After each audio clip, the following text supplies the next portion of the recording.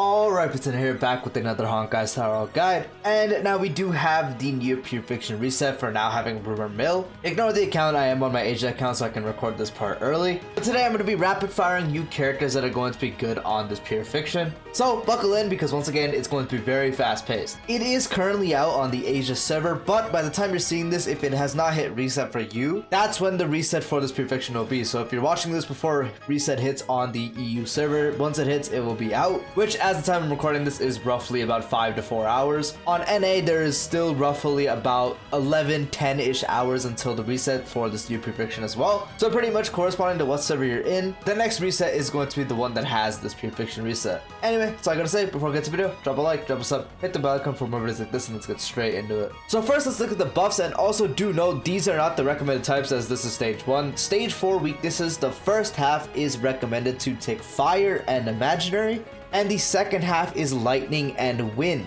But taking a look at the actual buffs, as we do see right here, the first part, which is the main buff, is increases dot taken by enemy targets by 35%.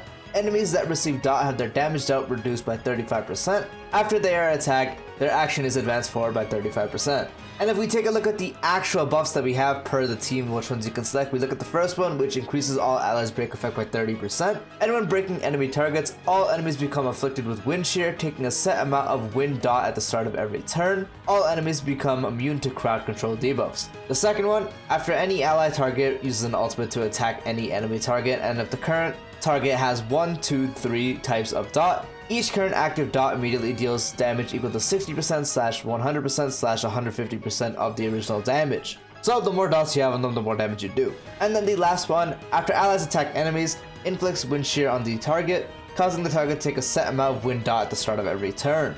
Now finally, first looking at the DPS that are going to be good at both sides. So I will say most of the DPSs that you are recommended to use, especially in this video, are going to be good on both sides. So there's very few that you're going to take on one specific side, because most of the DPS I'm about to mention can be used on either or side. Starting it off with no surprise is Acheron, as this is kind of just a regular Pure Fiction. It's dot focused, but there's more general stuff, like you can take ones that are characters that can't inflict dot, you can make them inflict dot, you have one for break, you have one for the actual dot characters, and she is just kind of the damage one, so it's pretty obvious which one you would take. You can also combine Acheron with a dot team such as Black Swan Kafka, so that's another option as well. And as we do know, Acheron with her ultimate, the way you build it up, you just absolutely one-shot every little mob on the field, and the elite enemies practically almost get one-shot as well, and the bosses take insane damage from Acheron. On top of that, having good damage from her skill, everything adds up, making Acheron a very good option. And since this is a dot-based Pure Fiction, the nihility requirement she does have is very easy to have, which makes Acheron a very good option for either side.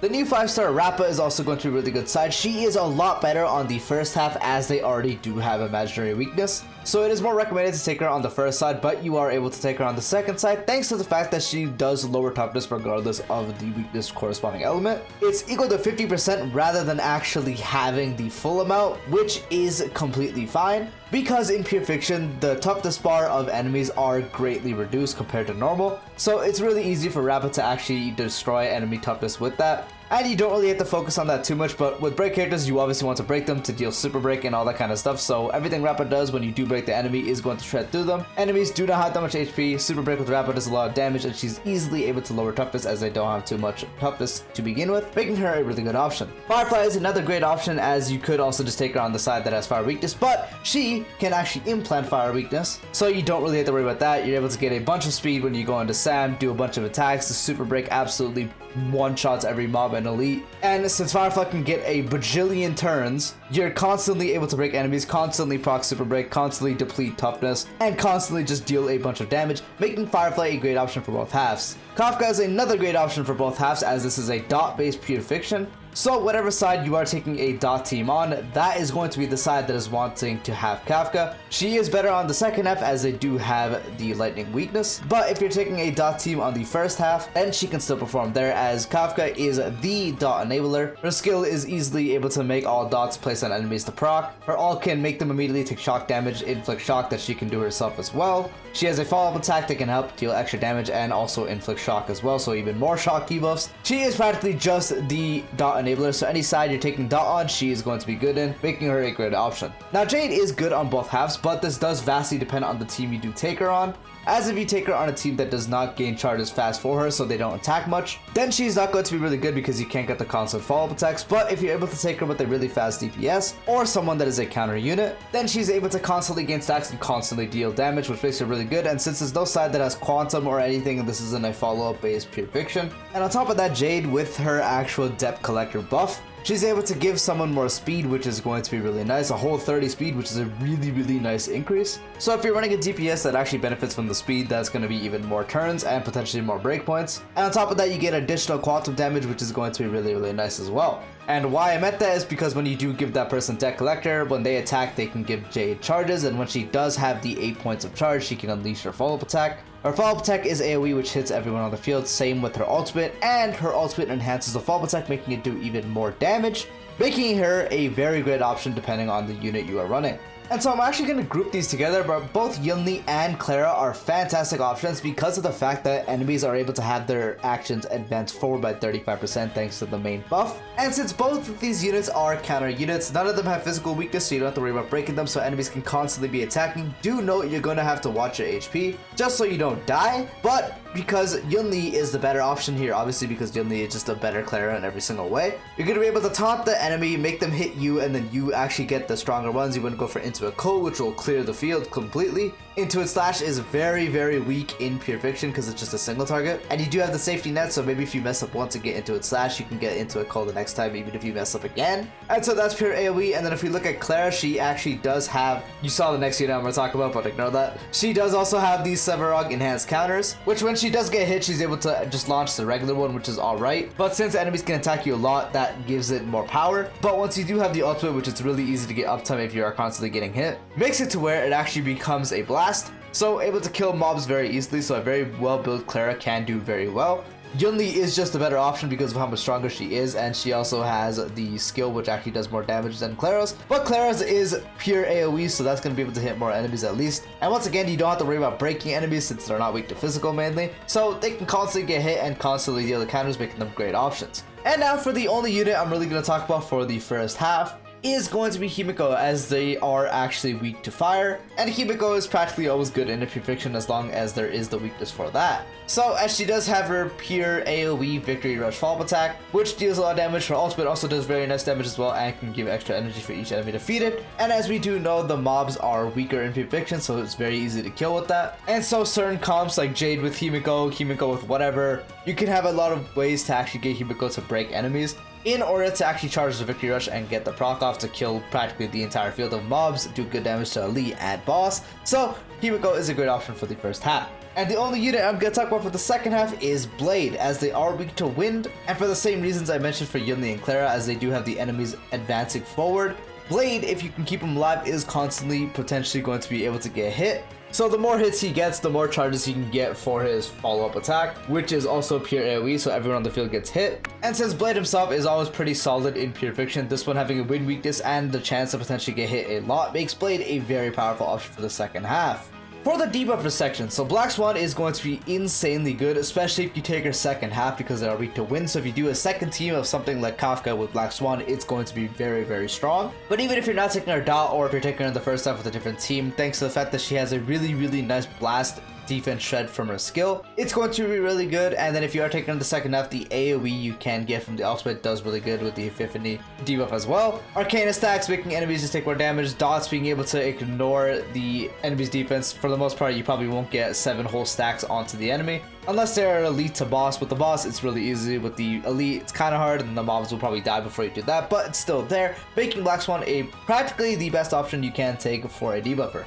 Jiaoqiu is also another fantastic option if you are taking someone like Yunli, if you are taking Acheron especially, or if you have E2 and you put him on a dot team, he is going to work better on the first half as they are weak to fire. So him having a blast skill, being able to lower toughness on the first half at least, ultimate being AoE, and then being in the field of Ash and Rose stacks, making enemies take 15% increase all damage, and also having general vulnerability on top of that, making him a great option for enemies taking more damage. Can lower toughness if you take him the first half, so he is a good option as well. When I fit practically for the same reasons I mentioned about Jiaoqiu, but obviously Jiaoqiu is going to be the more upgraded version.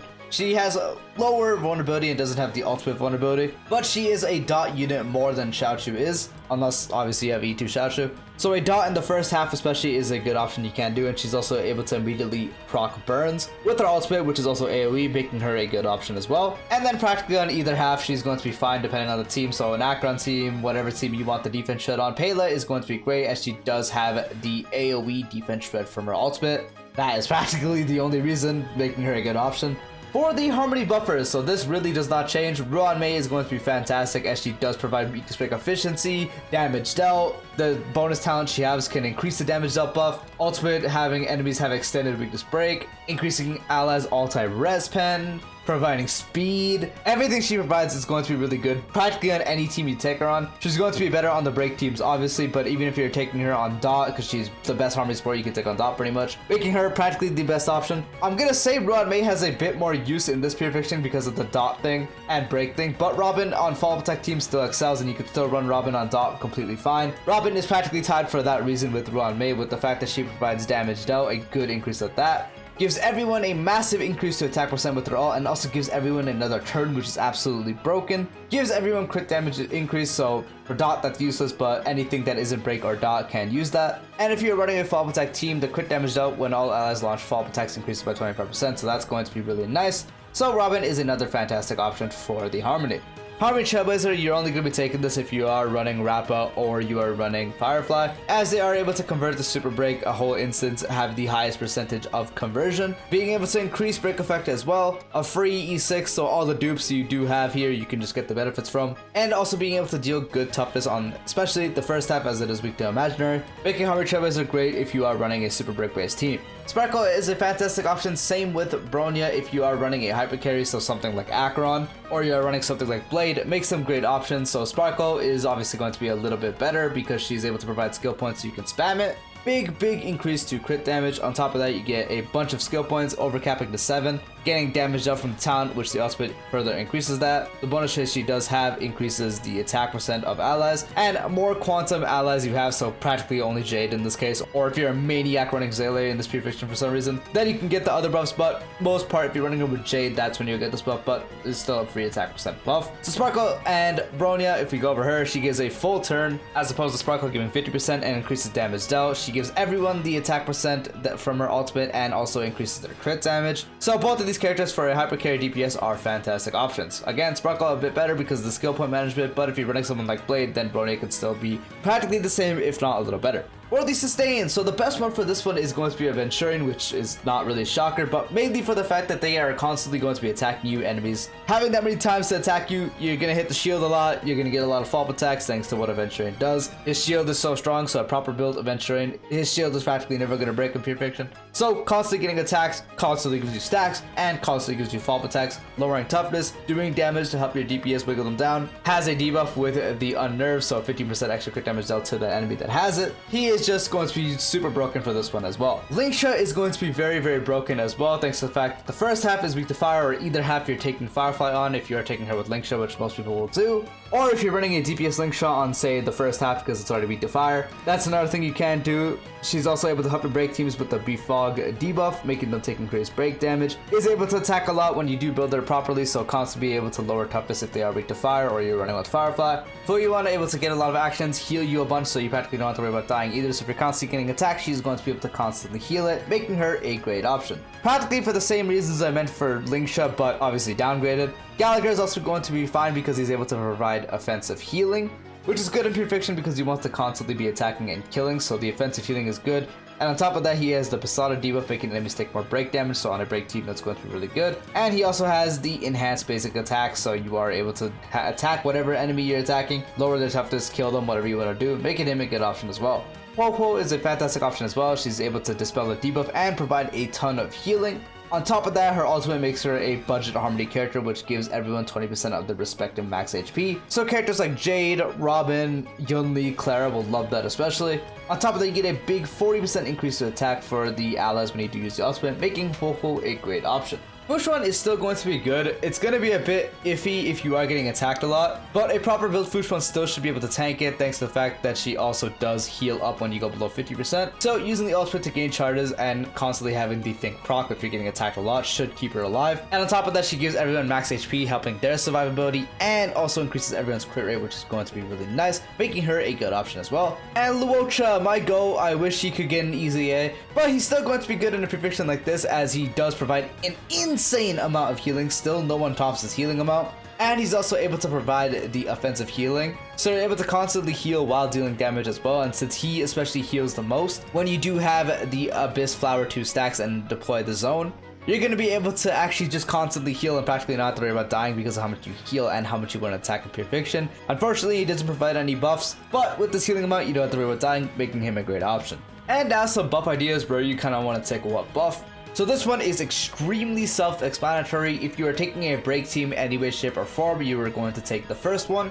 If you are taking a dot team any way, shape, or form, you're going to be taking the second one. And if you are taking anything else, so a hyper carry or a follow-up team that doesn't have any access to dots or anything like that, then you will take the third one so you can actually apply some dots. And it's really that simple. That's just how you're going to do it for these buffs. So like a Kafka Black Swan-ish team, you would take the second one. For a Rappa team, you would take the first one. And something like a Jade Yunli team, you would take the last one.